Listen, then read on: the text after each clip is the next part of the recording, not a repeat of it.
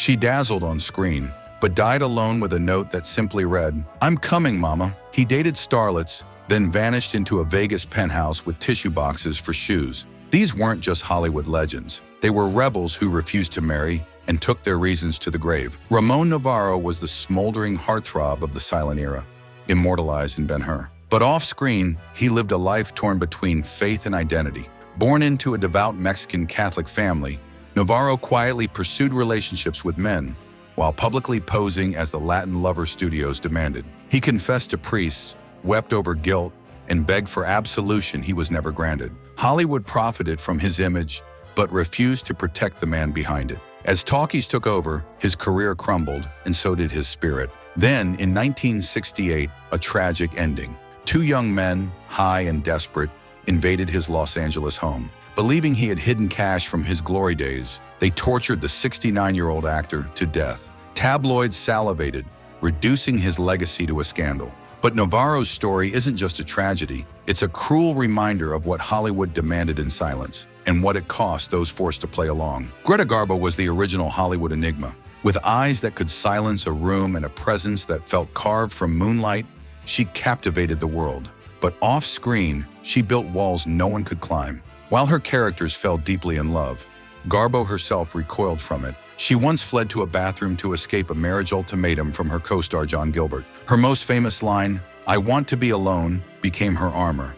But she later clarified, "I want to be let alone." There's a haunting difference. For Garbo, love meant surrender, and she wasn't willing to lose herself, not for anyone. She dodged every proposal like it was poison and disappeared from Hollywood at just 36. For decades, she wandered New York in oversized sunglasses, a living ghost among tourists who never knew they were brushing past a legend. Her silence spoke volumes, and what it hid was even louder. Clifton Webb was Hollywood's sharpest tongue, always the smug aristocrat, never the groom. Behind his scene-stealing roles in Laura and the Razor's Edge was a man completely devoted to his mother. Webb lived with Maybelle until her death at 91. He was 71. He once joked, "Mother irons my socks and hates my girlfriends." But the truth ran deeper. Webb was gay in an era when even a whisper could destroy a career. He never publicly acknowledged it, but those close to him knew.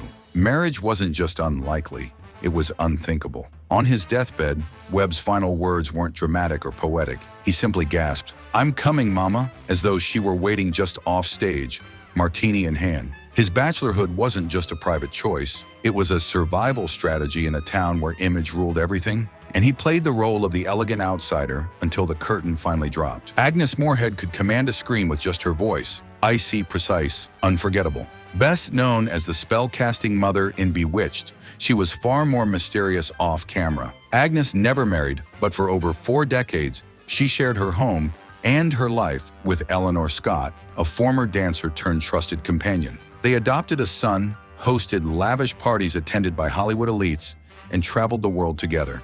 When questioned, Moorehead would shrug and say, "Eleanor is my rock. Why complicate things with labels?" In the 1940s Hollywood, same-sex relationships were buried under terms like Boston marriage or confirmed bachelor. But those close to her knew. A devout Christian Scientist, Moorehead never publicly addressed the whispers, but her quiet defiance spoke volumes. When she died in 1974, obituaries focused on her career, not her courage. Today, she's remembered as a trailblazer, a woman who rewrote the rules of love, loyalty, and what a Hollywood life could look. Montgomery Clift was the brooding heart of 1950s cinema. Intense, magnetic, and heartbreakingly fragile. Off-screen, he was just as complex. Bisexual in a time when the industry demanded secrecy, Clift had passionate affairs with both men and women, including a deep, tortured bond with Elizabeth Taylor. But after a devastating car crash in 1956 shattered his face and spirit, Clift began to unravel. He turned to pills and alcohol, famously calling himself a walking Freudian slip. His once rising star dimmed as studios labeled him uninsurable. Still, he refused to conform to Hollywood, to love, or to the tidy narratives people expected. He died alone at 45 in a New York townhouse, estranged from the fame he once commanded. Taylor paid for the funeral, whispering, "He was too beautiful for this world." Clift didn't reject marriage out of arrogance.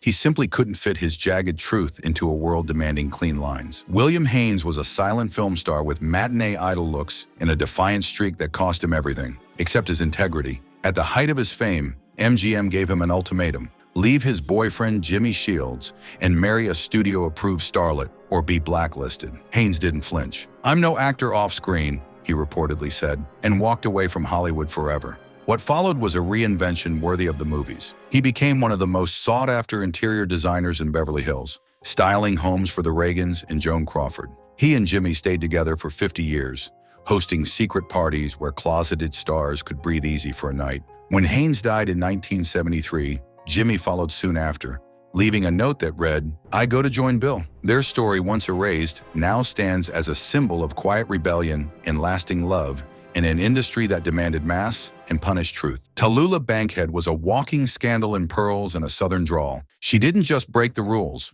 she cackled while setting them on fire. Known for her sultry voice and no-filter wit, Tallulah lived loud, drank hard, and loved whoever she pleased. Her one marriage lasted 3 chaotic years, which she later described as a coma with paperwork. She seduced Greta Garbo, telegrammed Churchill with indecent proposals, and once declared mid-performance, "Daddy, I'm bored." Her defiance was legendary, hosting nude pool parties, barking outrageous lines on The Tonight Show while visibly drunk, and performing for white we troops in sequined gowns. While Hollywood clutched its pearls, Bankhead made her own headlines and refused to apologize for any of it. Marriage? She laughed it off. "I could never be a wife.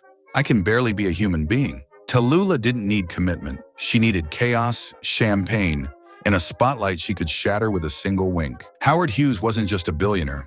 He was a storm in a tailored suit. A pioneer in aviation and a Hollywood mogul by 30, Hughes dated icons like Katharine Hepburn and Lana Turner, but never said "I do." Marriage to him was a cage. When a starlet's mother pushed for a proposal, Hughes handed her a blank check and said, "Fill in the number." She did. He never paid. His true obsession wasn't love, it was control. He built the massive Spruce Goose just to spite critics, then locked himself in screening rooms for weeks, rearranging sugar cubes and muttering about germs. As the years passed, his quirks turned to mania. He hoarded urine in jars, wore Kleenex boxes as shoes, and banned all human touch. By the end, Hughes lived in isolation, consumed by his blueprints and demons. He didn't need a wife. He had paranoia, power, and the thrill of total detachment. They were adored, envied, and endlessly watched, yet chose solitude over tradition. In a town built on illusions, these stars shattered expectations and lived on their own terms. No fairy tale endings, no tidy vows, just fierce independence and secrets buried with them. Some faded quietly, others burned gloriously. None ever said "I do."